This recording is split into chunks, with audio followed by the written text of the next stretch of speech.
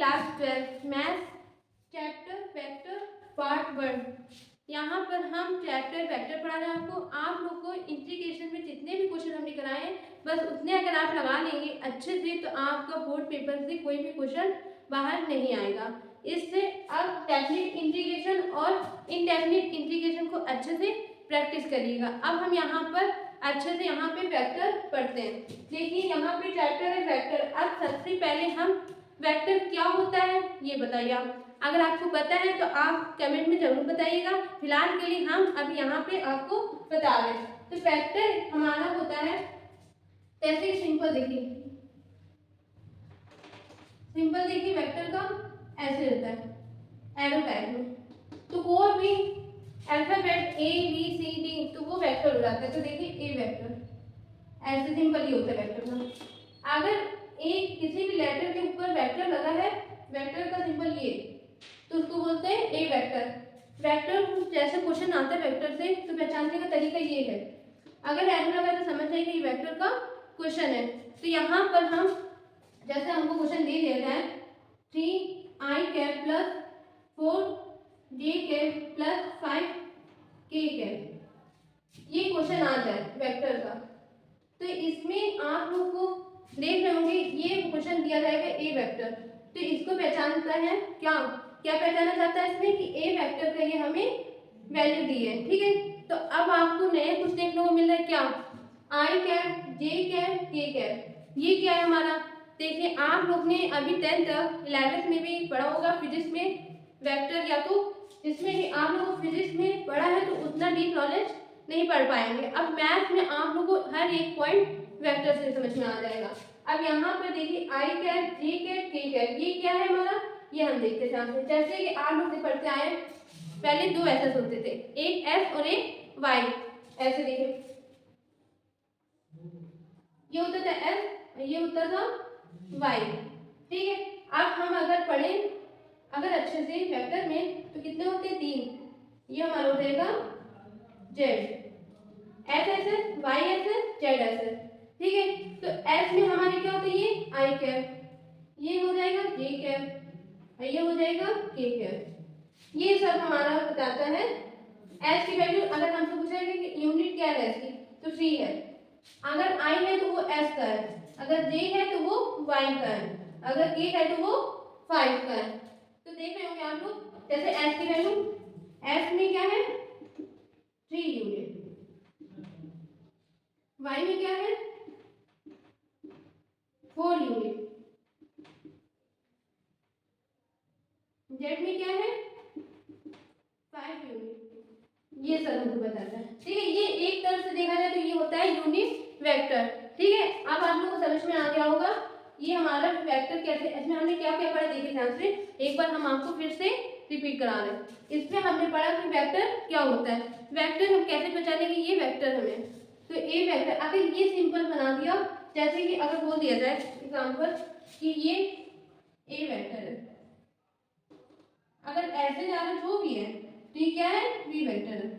आप लोग को ये सब आ गया होगा। ए वेक्टर की वैल्यू हमें क्या दी 3i cap plus 4j cap plus 5k cap. अब हम लोग छोटे से पढ़ते आ रहे 2 एसएस होता है, तो यहाँ पे हमने क्या पढ़ा, एक और एसएस पढ़ लिया 3 एसएस। एक होता है एक्स, एक होता है वाई, एक होता है जेड। अब उसके अंदर हमने क्या पढ़ लिया आई कैप जे कैप के कैप। अगर एक्स एसएस पढ़ रहे हैं तो वो हो जाता है आई कैप। ठीक है, वाई एसएस में जे कैप, जेड एसएस में के कैप। ठीक है, अब एस में कितने यूनिट 3 यूनिट। अगर क्वेश्चन में बोला जाए यूनिट वेक्टर तो 3 यूनिट, वाई में 4 यूनिट, जेड में 5 यूनिट। आपको समझ में आ गया होगा। अब हम आपको अगले क्वेश्चन ऐसा फॉर्मूला बताएंगे, उसके बेस क्वेश्चन भी आप लोगों को समझ में आएगा। फिलहाल के लिए आप ये नोट कर लीजिए, बेसिक है ये करिए। अब देखिए जैसा कि हम आपके लिए बोला था क्वेश्चन समझाएंगे, उसमें आप लोग को फॉर्मूला भी जानने को मिलेगा। तो यहाँ पे देखिए क्वेश्चन क्या है, first how to find the magnitude of any vector.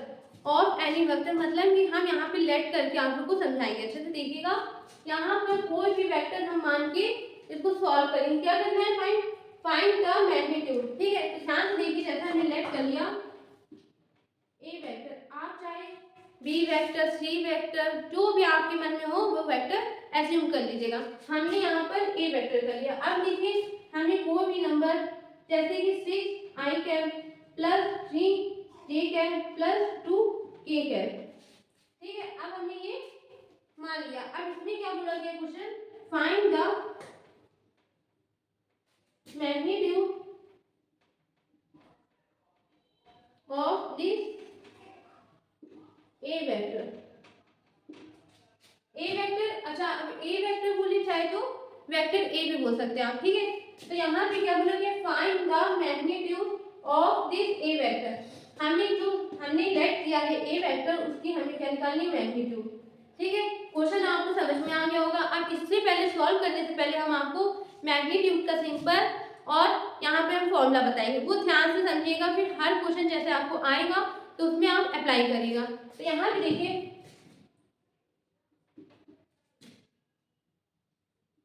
Simple of magnitude of vector A, ठीक है, simple of magnitude of vector A, ठीक है। अब यहाँ पे कैसे देखिए, हम चाहे तो ए लिख सकते हैं, हम ए भी लिख सकते हैं और मॉड के अंदर ए वेक्टर के मॉड, ठीक है। ऐसे ये सिंपल होता है। अब इसके बाद हम ए भी लिख सकते हैं या तो हम ऐसे लिखे, ठीक है, क्लियर। अब इसके बाद हम सॉल्व करने से पहले फॉर्मूला बता रहा हूं आपको।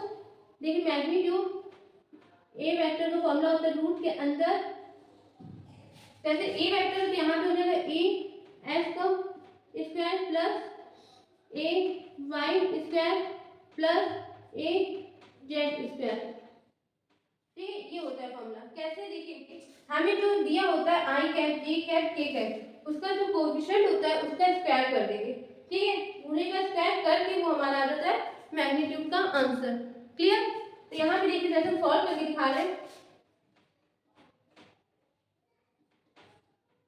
अब देखिए 6 का स्क्वायर प्लस 3 का स्क्वायर प्लस 2 का स्क्वायर, ठीक। इसके बाद हम स्क्वायर करेंगे ओपन, तो यहाँ पे आ जाएगा 36 प्लस 9 प्लस 4।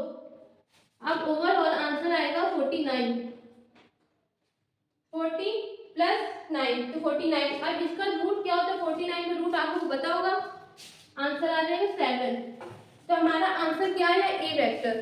तो ए वेक्टर मैग्नीट्यूड का आंसर क्या है, 7। अब आप लोग ने सोचा होगा यहाँ पे क्या, देखिए ध्यान से, हम एक बार आपको रिपीट बता रहे हैं। यहाँ पे मैग्नीट्यूड निकालने को अगर आ जाए क्वेश्चन में, तो आप क्या करिएगा, जो हमको दिया होगा जैसे कोई 3 वेक्टर के जैसे एक्स वाई जेड, तो हमको अगर चाहे 2 दे चाहे 1 दे, और उससे तभी हम निकाल पाएंगे। और उसी बात हम एक बार आपको और बता रहे हैं, अगर ए वेक्टर है, ये जो दिया जाए, जैसे आपको 3 दिए, कई मान लीजिए दे 2 दे दिए, कई मान लीजिए 1 दे दें, तो वो वेक्टर है, ठीक है, वेक्टर की वैल्यू। अगर कोई भी नहीं दिया होगा तो वो वेक्टर आप लोगों को नहीं दिया गया होगा, ठीक है, तो वो वेक्टर हो ही नहीं सकता। अगर कोई भी वैल्यू नहीं दी होगी आई जे कैप के अगर, तो वो वेक्टर हो ही नहीं सकता। इसके अलावा हम दूसरा बता रहे हैं आप लोग को, मैग्नीट्यूड ए वेक्टर निकालने के लिए हमने फॉर्मूला बताया वो तो ठीक है, उसके साथ साथ हमको सिंपल सा बता रहे हैं आपको, जो आपको दिया होगा उसका जो आगे क्वेश्चन नंबर होगा उसका आप स्क्वायर करके रूट में आंसर ले आएगा, ठीक है। अब हम मिलते हैं अगले नेक्स्ट क्वेश्चन में।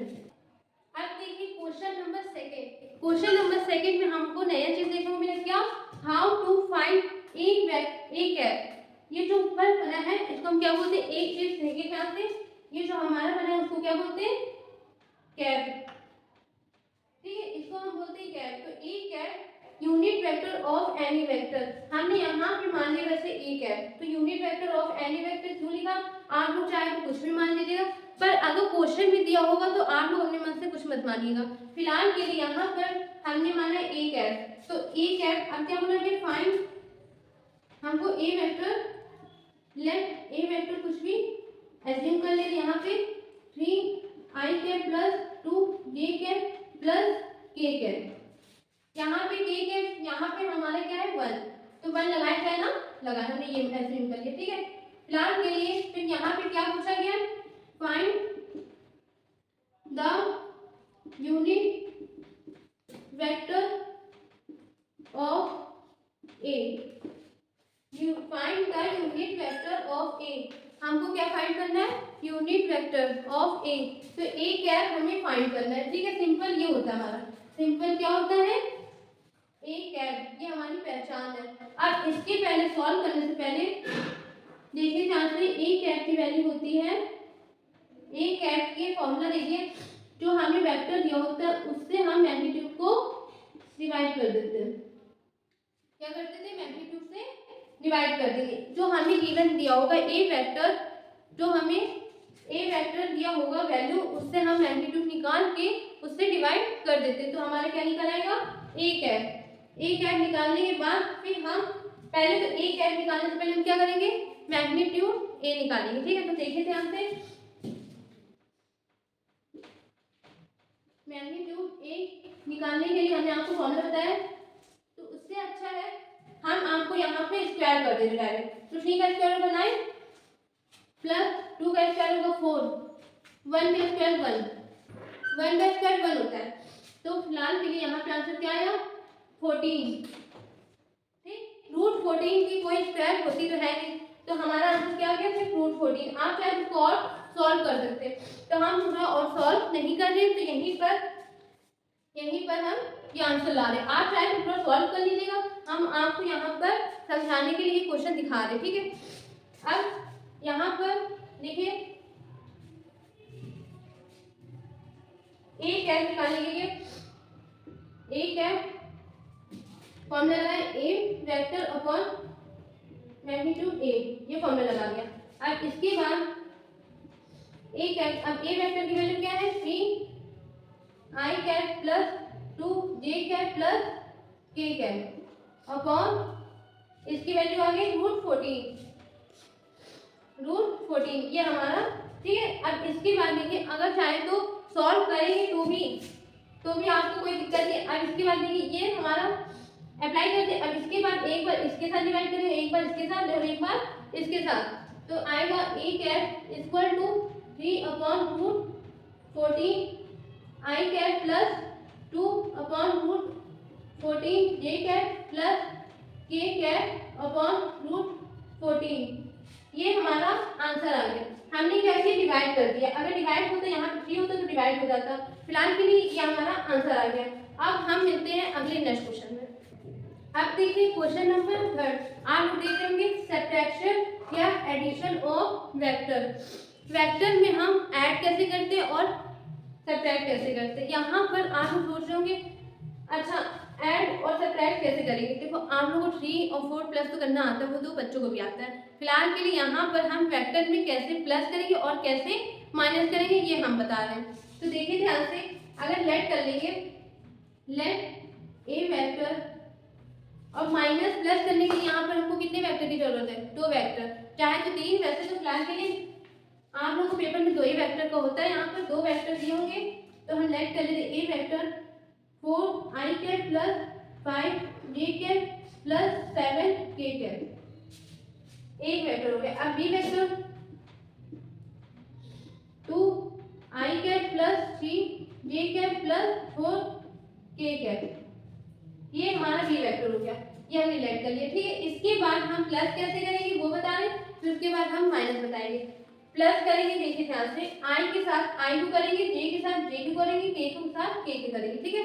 इसमें यही तरीका। आप ये मत सोचिएगा एक बार इसको इससे करेंगे, ऐसा कुछ भी नहीं है। अगर आई का है तो आई से ही करेंगे, जे का है तो जे से ही करेंगे, के का है तो के से ही करेंगे, ठीक है, ठीक है। तो इसको हम बता रहे हैं, ऐसा मान लीजिए सपोज अगर हमको ये ना दिया होता, 7 के कैप नहीं दिया होता, तो हम इसको कैसे प्लस करते? कुछ नहीं, यहाँ पर हम मान लेते 0 के कैप, एज्यूम कर लेते 0 के कैप, तो हम इसको ऐसे ही 4 के कैप लिख देते। ये मत सोचिए कि नहीं दिया तो हम इसको ऐसे लिख करके यहाँ से प्लस करेंगे, ऐसा कुछ भी नहीं है। यहाँ पर आई के साथ आई कैप के साथ ही प्लस होगा, जे के कैप के साथ जे कैप के साथ जे में ही होगा, और के के साथ के में ही होगा, ठीक है। तो यहाँ पे देखिए फिलहाल के लिए हमने यहाँ पे माना था 7 के कैप, ठीक। अब देखिए प्लस करने का तरीका, ए वेक्टर 4 आई cap plus 5 J cap plus 7 K cat, फिर यहाँ पे प्लस तो सिंपल, फिर 2 I cap plus 3 J cap plus 4 K cat, ये हमको दिया। अब इसके बाद 4 को 2 से प्लस करेंगे तो आ जाएगा 6 आई कैट प्लस 8 जे कैट प्लस 11 के कैट, ये आंसर आ गया। अब इसके बाद हम माइनस कैसे करते हैं वो दिखा रहे हैं, तो देखिए इसी में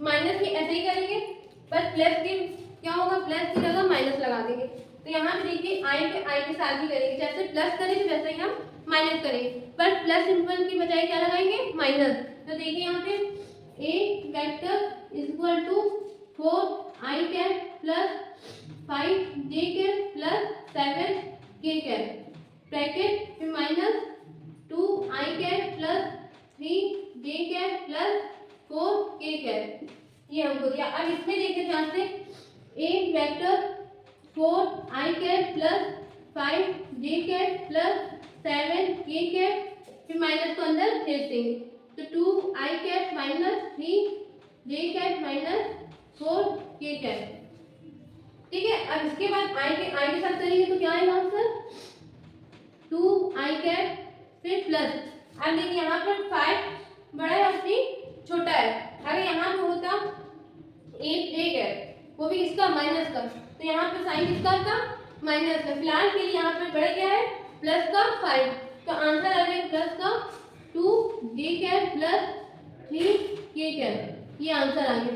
आप लोग सीख लिए होंगे अब वेक्टर फॉर्म में प्लस कैसे करते और माइनस, ठीक है। आप नोट करें, फिर हम आपको नेक्स्ट क्वेश्चन में मिलते हैं।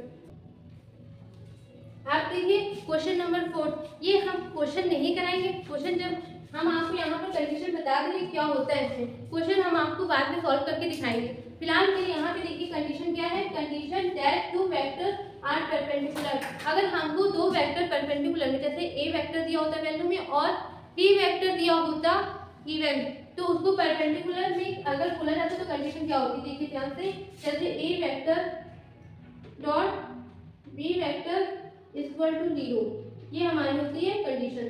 परपेंडिकुलर में ये हमारा होता है, ठीक है, condition that 2 vector are perpendicular, जैसे क्वेश्चन में आ रहा प्रूव करने को, तो ये हमारा होता है A vector dot B vector equal to 0, 0 के इक्वल होता है, ठीक है। फिर अगर बोला जाए पैरेलल में, पैरेलल में देखिए, अच्छा उससे पहले हम आपको एक एक्सप्लेन ओरली समझा दें, फिर हम आपको अगले नेक्स्ट वीडियो में डॉट प्रोडक्ट और क्रॉस प्रोडक्ट ये सब हम आपको सॉल्व करके बताएंगे। फिलहाल के लिए हम आपको बता रहे हैं यहाँ पे, जैसे अगर बोला जाए तो क्वेश्चन में कि product find the product vector, 2 vector दिए होते हैं और उसको प्रोडक्ट करके बताओ, तो प्रोडक्ट करने से पहले आपको एक पता होगा उसमें 2 होते हैं वेक्टर, एक होता है स्केलर प्रोडक्ट और एक होता है वेक्टर प्रोडक्ट। तो स्केलर प्रोडक्ट में एक और नाम से जाना जाता है वो है डॉट प्रोडक्ट, और वेक्टर प्रोडक्ट में एक और नाम से जाना जाता है वो होता है क्रॉस प्रोडक्ट, ठीक है। तो वही हम बता रहे हैं यहाँ पर, परपेंडिकुलर में बोला जाता है ए वेक्टर, ये क्या है हमारा dot product, B vector equal to 0, इसमें ये होता है। और फिर देखिए इसमें फिर में अगर बोला जाए कंडीशन